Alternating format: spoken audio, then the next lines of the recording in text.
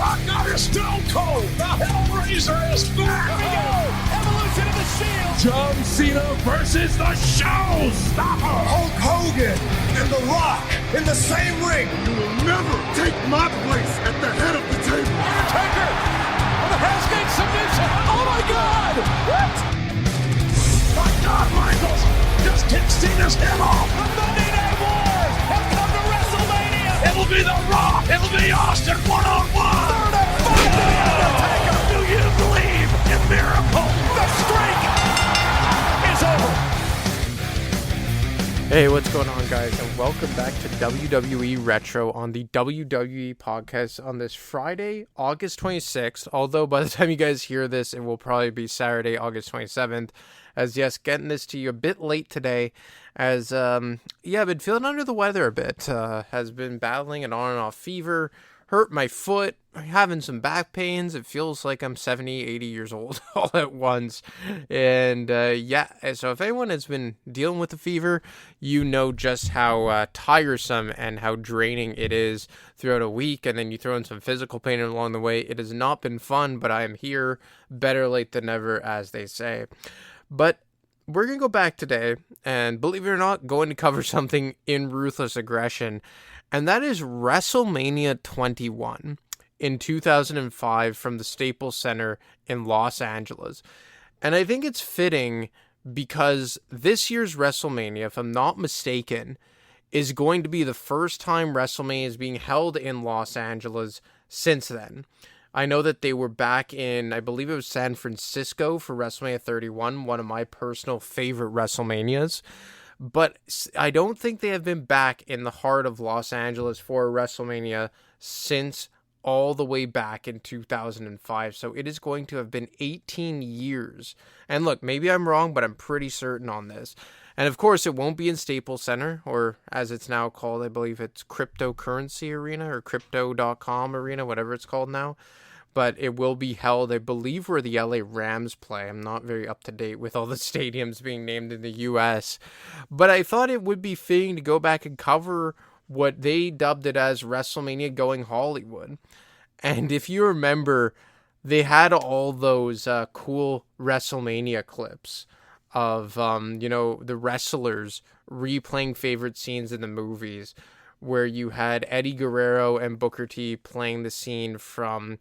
what was it? Was it Pulp Fiction? No, Pulp Fiction was Christian and Stacy Keibler and Chris Jericho.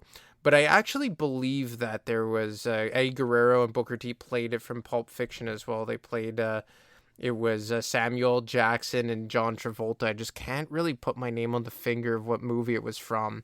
Or you had JBL and John Cena playing the scene from A Few Good Men, Jack Nicholson and Tom Cruise. You had The Undertaker playing Dirty Harry. And you had Kurt Angle and Christy Hemme playing, I forget what the name of the movie was, but I remember it was Billy Crystal who Kurt Angle was playing. But my personal favorite was what Triple H and Ric Flair had to play for themselves.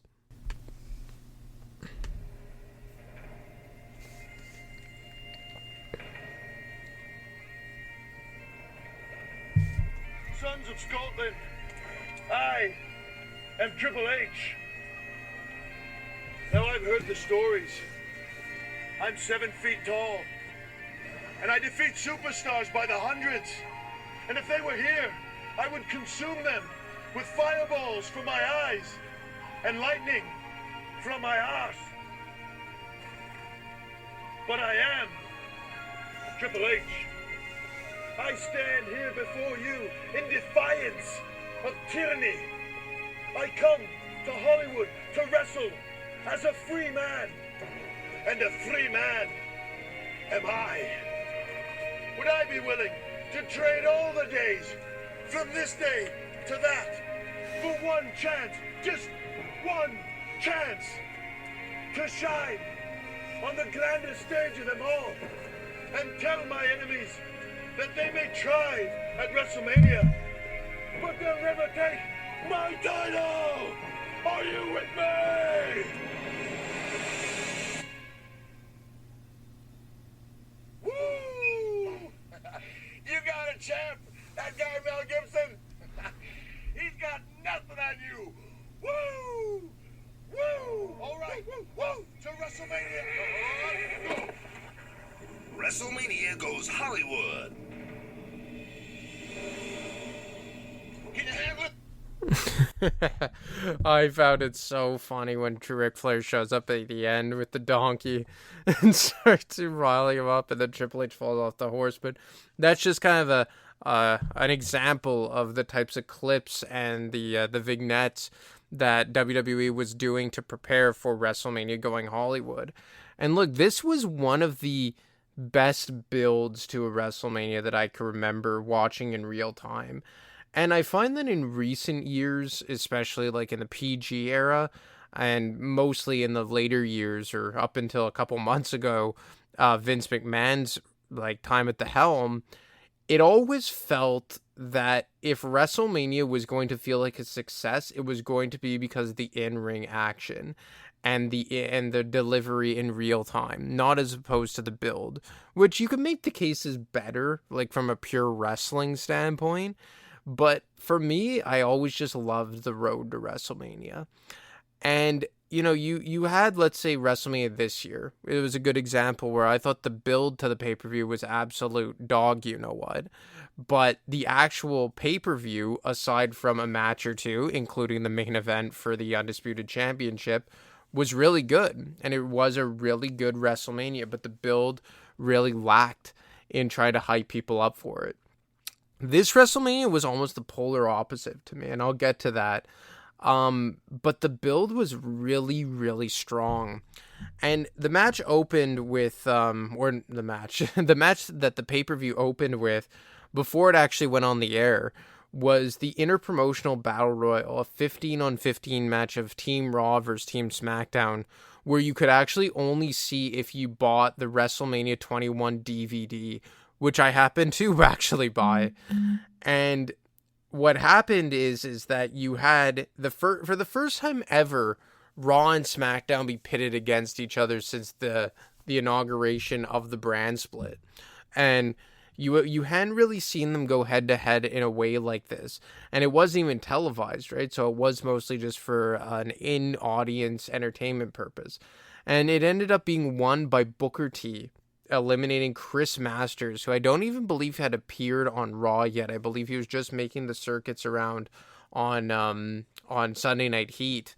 And, you know, that was a good way to open the card. It was an entertaining battle royal. Team battle royals are always interesting. And before the actual show went on the air, it was good to get in a little battle royal, have a fan favorite win it in just over 11 minutes. The card opened up with Rey Mysterio defeating Eddie Guerrero in a singles match in 13 minutes. And this was like the kickoff to the Rey Mysterio-Eddie Guerrero feud. Because at the time, they were actually the WWE Tag Team Champions, aka the SmackDown Tag Team Champions. And this match was built as just two friends going at it to figure out who the better man was. And when you get two athletes like this in the ring with one another, two guys who know each other and who knew each other as well as Guerrero and Mysterio did, you knew that it was going to be an excellent match, and that's exactly what it was. And look, obviously it built all the way until SummerSlam of that year in the ladder match for the custody of Dominic. And little did we know how much juice that was left to be squeezed out of this program. And you kind of got the hint that they were edging towards an Eddie Guerrero heel turn once Rey Mysterio beat him in the match. And you could see that it really did bother Eddie Guerrero. And obviously you get the heel turn and then the stuff with Dominic on the side, the ladder match, the steel cage match, all that. But it was pretty cool, and not often that you see, although I feel like it's happening more often nowadays, but it's not often that you see a program start at WrestleMania, and this was one of the examples where it did. Then the second match of the night, you get the inaugural, first ever Money in the Bank ladder match that featured Edge, Chris Jericho, Shelton Benjamin, Chris Benoit, Christian, and Kane.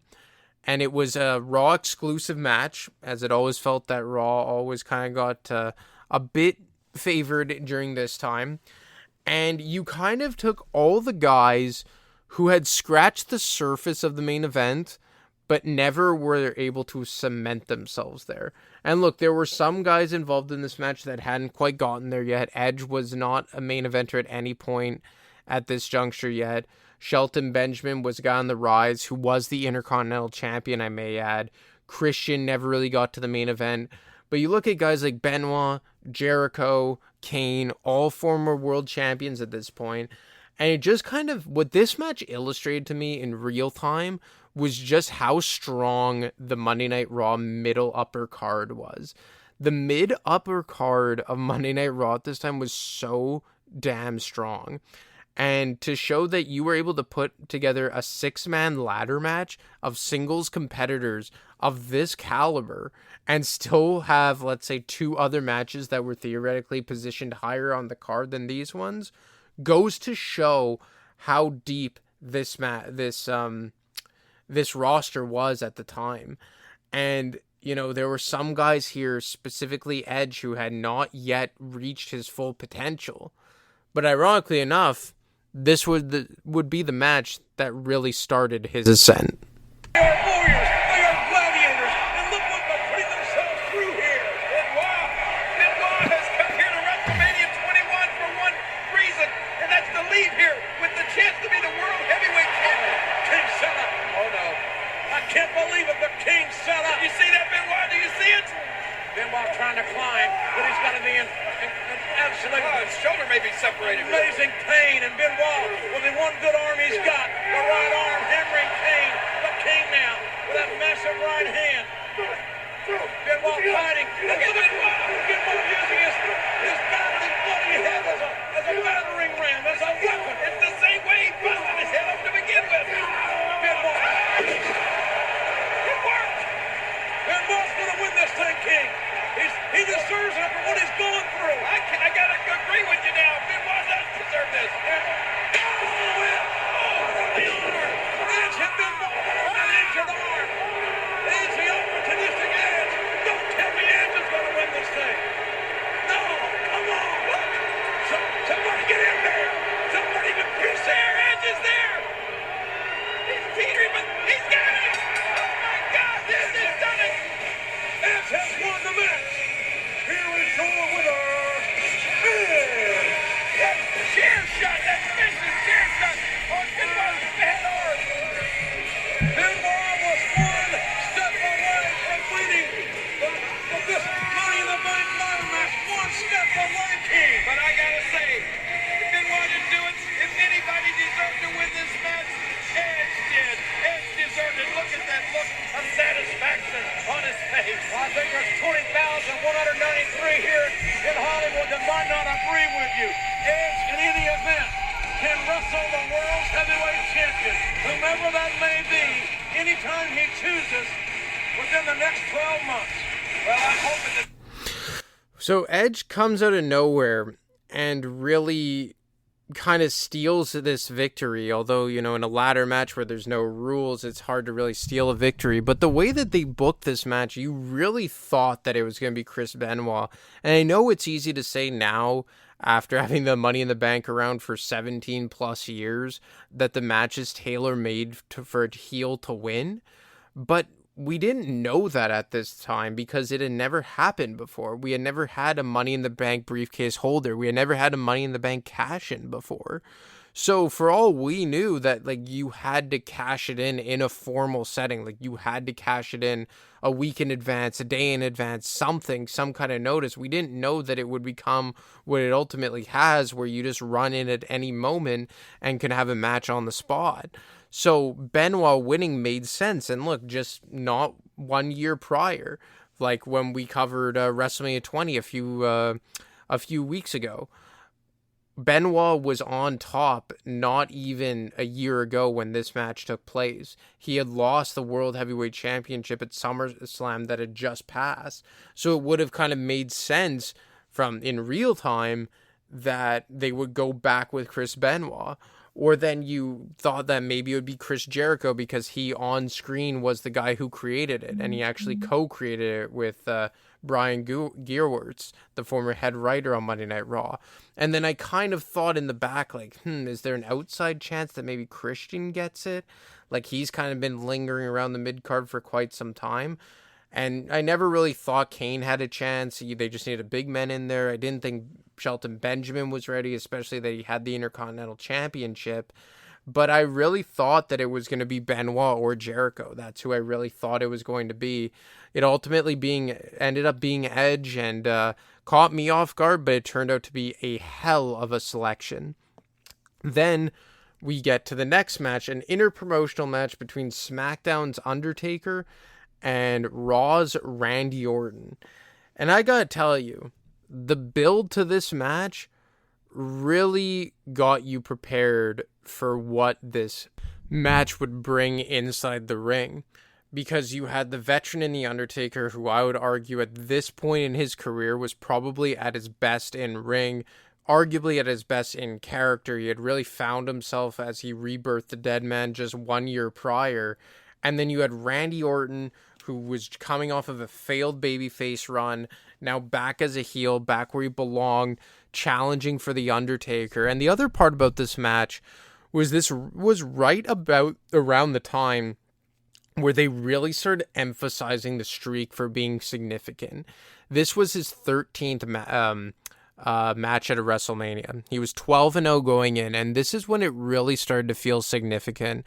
I remember going in the promos, they were really emphasizing the numbers and showing each one of his opponents who had fell with the number associated to said opponent. Like, they would show number 9, it would be Triple H. Number 10, it would be Ric Flair. Number 12 was Kane. 8, the other one was Kane from WrestleMania 14.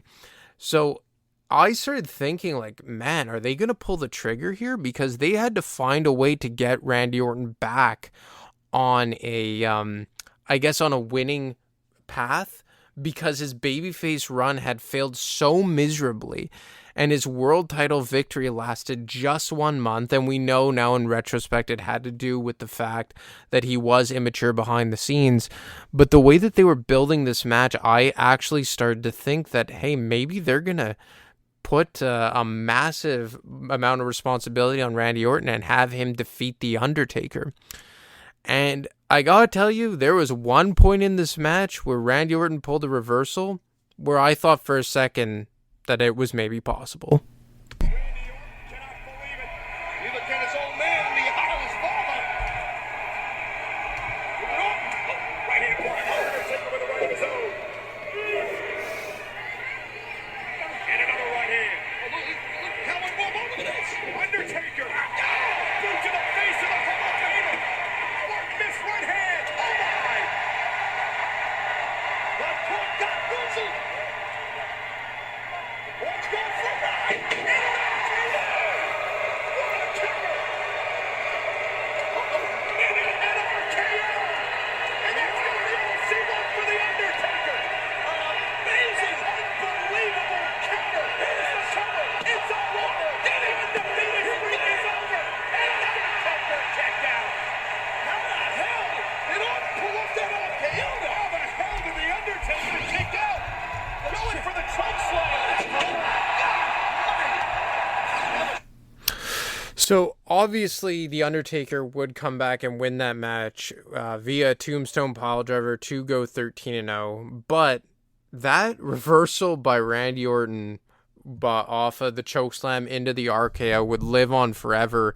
And, you know, you fast forward 17 and a half years later, and it feels like Randy Orton reversing things into an RKO became part of his whole gimmick. And the RKO has become one of the most iconic finishing maneuvers in the history of pro wrestling.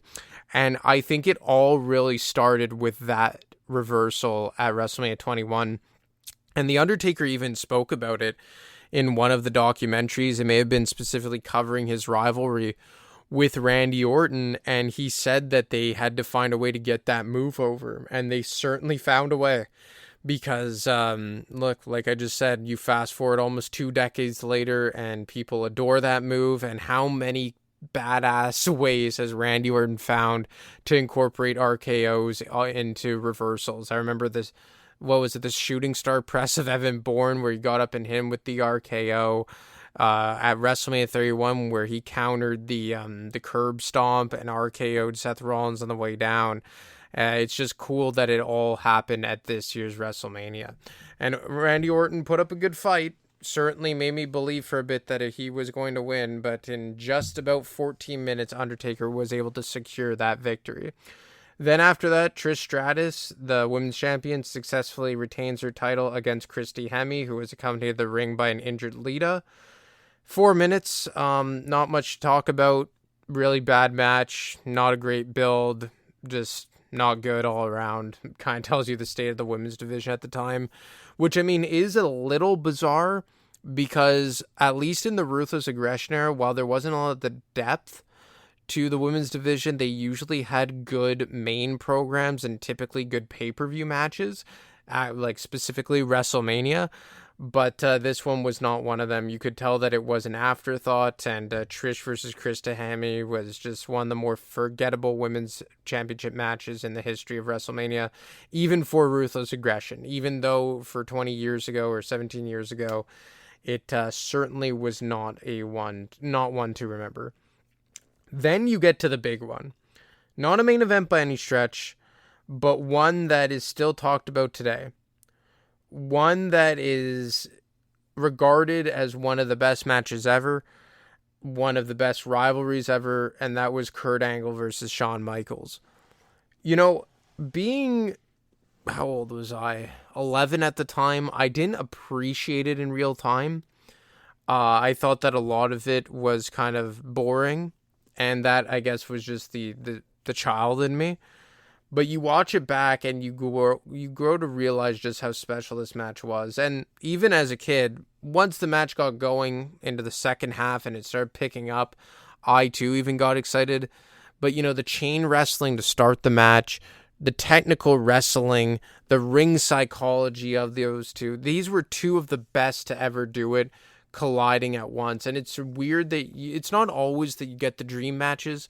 Like, you never got Bret Hart versus Kurt Angle. You never got Shawn Michaels versus The Rock. You never got Andre versus Big Show. That's not really a dream match in the same category, but you get what I'm trying to say. We got one with Kurt Angle and Shawn Michaels.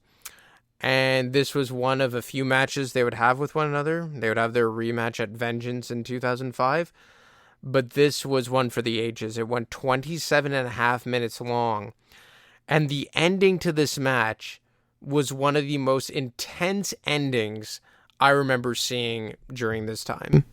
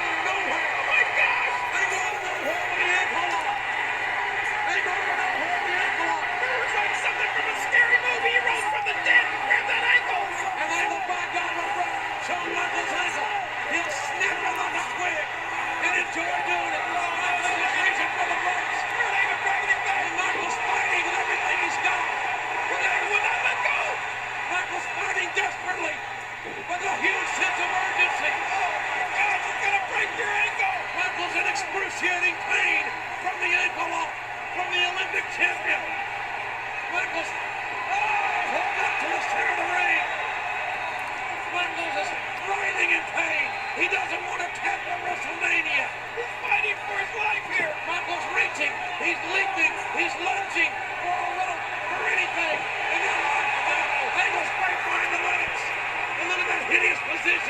of Angle's ankle, or Shawn Michaels' ankle.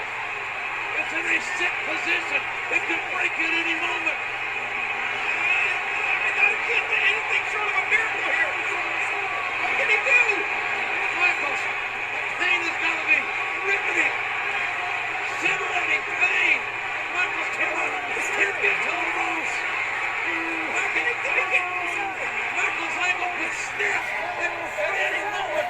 Michaels refusing to give up, refusing to die here. He will not. He is with the WrestleMania.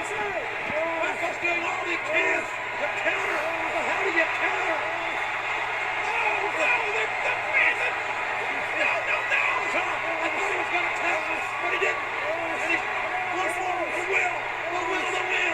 Michaels trying everything he's got, everything he has. How long has this ankle lock been locked in? How much can he stand? Michaels taps out. Oh my God, taps out to the ankle lock. He may have broken. The ankle may be broken. Here is your winner,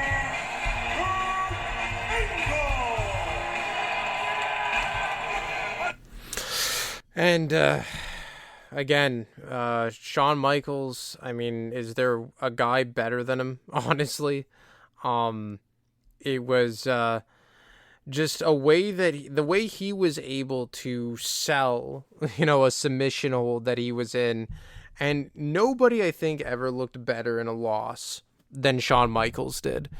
And it feels like when you really look back on his run when he came back in 2002 until 2010, that he lost far more often than he won, but he just always looks so damn good doing it. And as for Kurt Angle, you look back at Ruthless Aggression, if you want to say he was the GOAT of that era, I would not disagree with you one bit. He was an absolute rock star, and these guys blew the roof off of Staples Center. And like I said, I didn't appreciate it in real time, maybe because I was a bit young, but looking back on it, you realize just how special this match was, and so did WWE, as this was an interpromotional match, SmackDown's Kurt Angle versus Raw's HBK, but Kurt Angle that summer would get drafted to SmackDown, or get drafted to Monday Night Raw, and him and Shawn Michaels would pick up right where they had left off at Mania. So obviously tough to cover that match. You get the often forgotten sumo match between Aki Bono and The Big Show. And yes, they had a legitimate sumo match. And I don't really know what to say about it. A legitimate sumo wrestler came to WrestleMania and defeated The Big Show in 1 minute. I think it was real. I want to believe it was real. I don't know why they did it. Yeah, nothing really else to say about that. Then you get John Cena defeating JBL in just under 11 and a half minutes for his first ever WWE Championship. Look, big moment, of course, John Cena reaching the top of the mountain, winning his first ever world title. Not a great match, slow match. Again, maybe I was young, didn't appreciate it, but found it kind of boring. Not a great way for John Cena to win his first ever championship, but it was what it was. Ends a 9-month run as champion for JBL. So a nice feather in the cap of John Cena in that regard. But somewhat of a forgettable WrestleMania match for John Cena, as he had many, many classics to follow this one, especially the two to follow directly after in Triple H and Shawn Michaels in succeeding years. Then you get to the main event of Batista versus Triple H for the World Heavyweight Championship. And we know one of the best builds to a WrestleMania ever, or a WrestleMania main event ever, where you get the slow burn of waiting for Batista to finally turn babyface on Triple H and completely rid himself of Evolution and go into business for himself instead of protecting Triple H.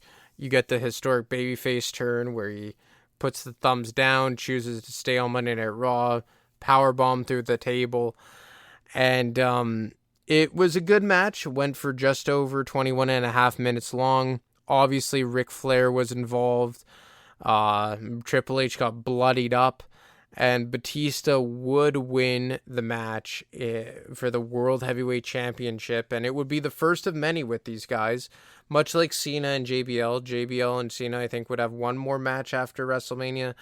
Batista and Triple H would have 3 more matches, and obviously you want to talk about long-term storytelling, and like that's about as long-term as you could get, as 14 years later they would have a rematch at WrestleMania 35 where Triple H would get his revenge, in fact, and retire Batista.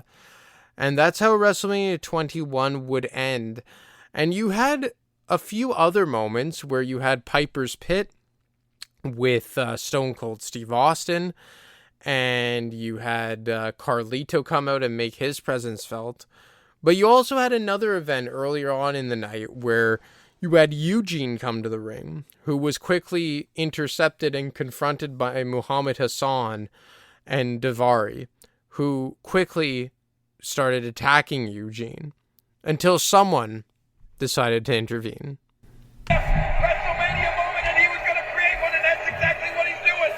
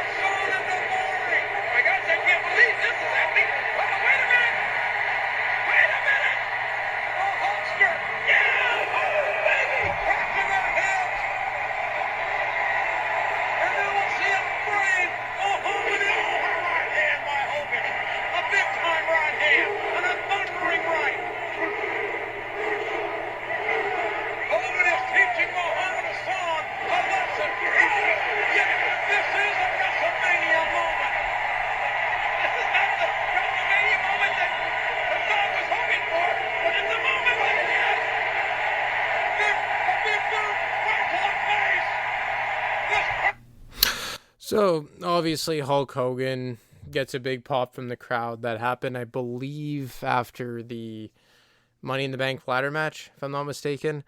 But, obviously Hulk Hogan not really viewed in the same light as he was back then, but he was actually inducted into the Hall of Fame that year. So it was kind of cool to see Hulk Hogan come out, do his thing, and he would come back, as we know, that summer for his program with Shawn Michaels that would culminate at SummerSlam. And but it was cool to see, again, in the moment, as a kid, cool to see Hulk Hogan come back, beat up on Muhammad Hassan. Who didn't like to see that? But overall, I think this WrestleMania was good. A lot of people have it a lot higher than I do, just because I wasn't a huge fan of several things. The first being, I found the WWE Championship match with the JBL and John Cena very, very disappointing. Maybe I just think they had stretched the JBL title run on a bit too long, and it kind of felt flat by the time I got to Cena. It just felt a bit too predictable.